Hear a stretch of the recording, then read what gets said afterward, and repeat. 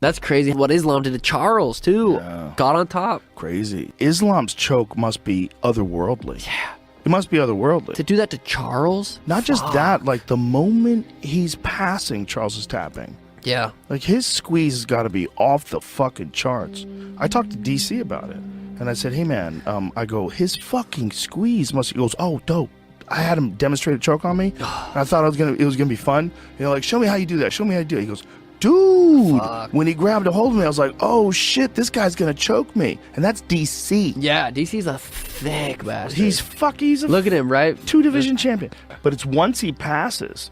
That's Charles just though. taps. Yeah. The most submissions in the history of the UFC. And he taps like that. Yeah. Volkanovski versus Islam is so fascinating. I think that's the fight I wanted to see. Really? Oh, yeah. Volk versus Islam.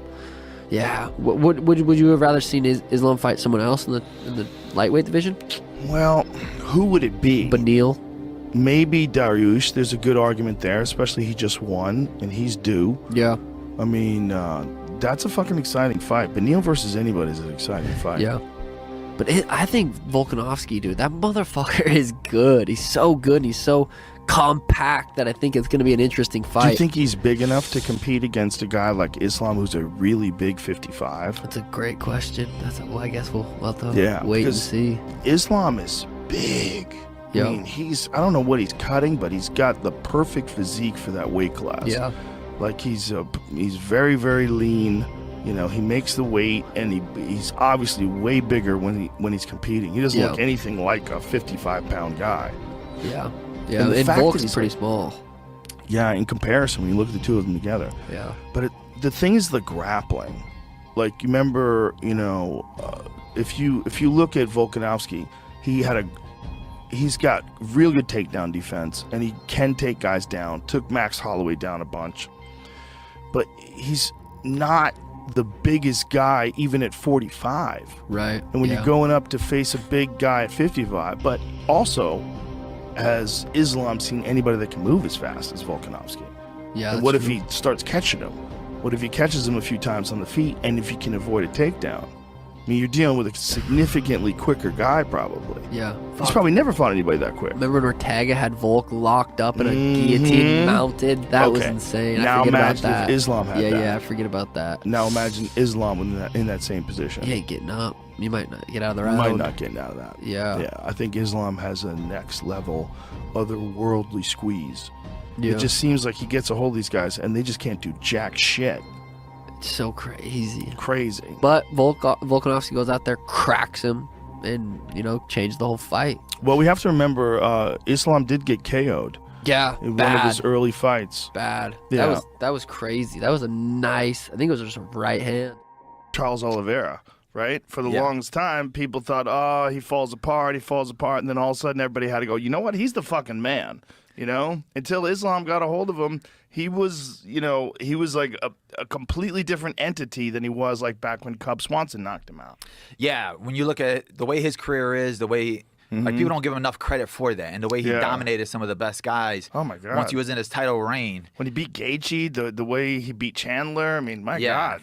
But, now people know how good Islam is. And then now when he plays with him like that, beats him on the feet, and then finishes him on the ground, I think that now people are realizing, all right, well, Islam isn't all talk. Like, when DC and all of them are saying that, like, he's going to be better than Khabib, now they're realizing it. Anybody who said it was all talk is a fool. If you watch the way he submitted Drew Dober, he just smushed him.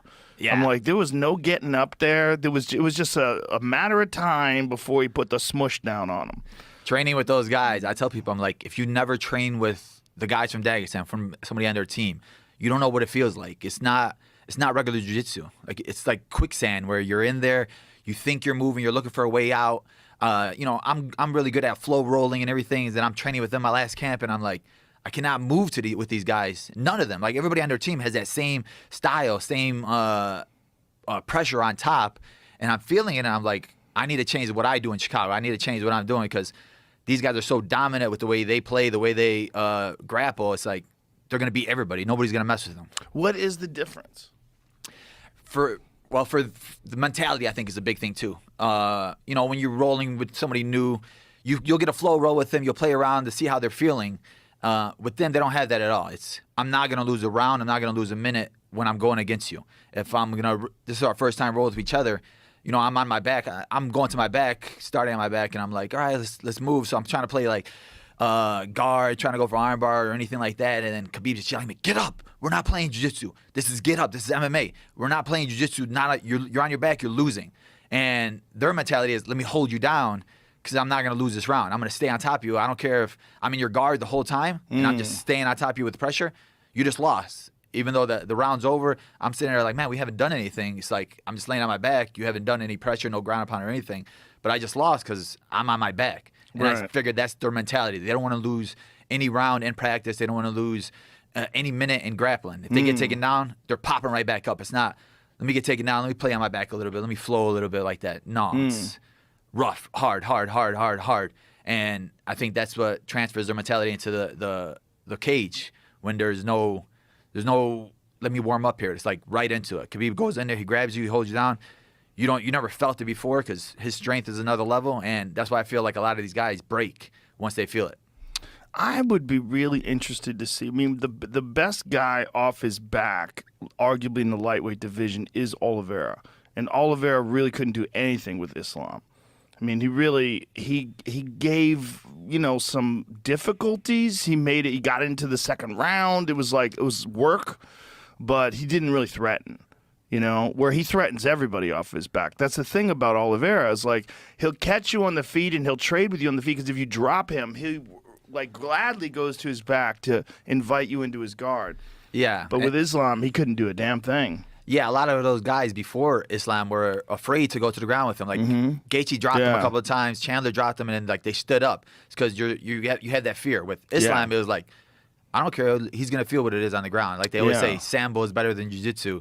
And he just has that mentality, like, I want to beat you at your own game. And the way he tapped him out from half guard with that arm triangle, I'm like, nobody's ever treated Oliveira like that. But that squeeze must be another level. Yeah, I would roll with him, and that first week, he's catching me with like an anaconda choke every time I'm going with him. And it's just squeezing. I'm like tapping. And then Islam's nice. So like he'll tell you, like, you need to do it this way. And he'll show me the technique with it. When Habib's on top of you, he's like breaking me at every single point, and I'm asking him for it to, no, brother, you just got to keep going. And I was like, all right, cool. So the next time he does it, he's just on top of me again. He's like mounting me, then I'm turning, giving him my back, and then he's like just laughing as he's talking to the guys outside of the cage as he's on top of me, and I'm feeling like disrespected, but it's like, this is the Habib. But like at least like Islam, he'll be like, brother, do this way, do this. This is the way you get out of it. He's giving you some tips. Yeah, so by the third week, he wasn't catching me with any more, but his squeeze is just a different type of squeeze.